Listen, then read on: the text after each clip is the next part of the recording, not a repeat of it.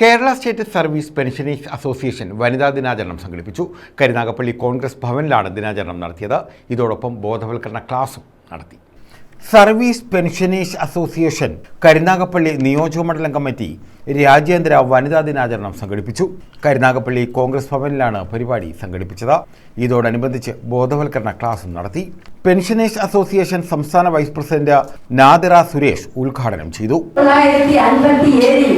ന്യൂയോർക്കിൽ അവിടുത്തെ തുണി മില്ലുകളിൽ കടുത്ത ലിംഗ അസമത്വത്തിന് ഇരയാകേണ്ടി വന്ന ഒരു കൂട്ടം സ്ത്രീകൾ തങ്ങളുടെ തൊഴിലിടങ്ങളിലെ ആ പീഡനം അനുഭവിച്ചുകൊണ്ട് എല്ലാ ദുരിതങ്ങളിലും അനുഭവിച്ചുകൊണ്ട് നരകയാതന നിറഞ്ഞ ജീവിതം കഴിച്ചുകൂട്ടി വന്ന അവർ കൂട്ടായി ഒത്തൊരുമിച്ച ഒരുമയോടെ തെരുവിലേക്ക് ഇറങ്ങി.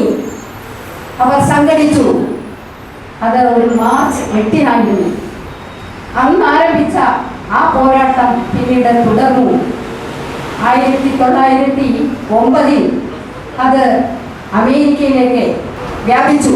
അവിടെയുള്ള സ്ത്രീജനങ്ങൾ, തുണിമില്ലുകളിൽ പണിയെടുത്തു വന്ന സ്ത്രീജനങ്ങൾ നരകയാതന അനുഭവിച്ചുകൊണ്ട് ജീവിതം മുന്നോട്ട് കൊണ്ടുപോയ വനിതകളുടെ കൂട്ടായ്മ തെരുവോരങ്ങളിൽ കൂടി അവർ ജാഥയായി നടന്നു നീങ്ങി. അതുകൊണ്ട് വിറങ്ങലിച്ചു നിന്നു.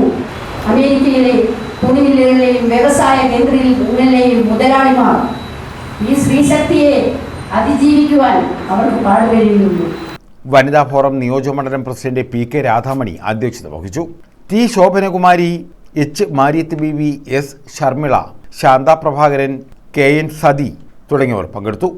ബോധവൽക്കരണ ക്ലാസ്സിന് PB ഗിരിജാമണി നേതൃത്വം നൽകി. സ്ത്രീകളും അവകാശങ്ങളും എന്ന വിഷയത്തിലായിരുന്നു ബോധവൽക്കരണ ക്ലാസ് സംഘടിപ്പിച്ചത്. News bureau, Karunagappally.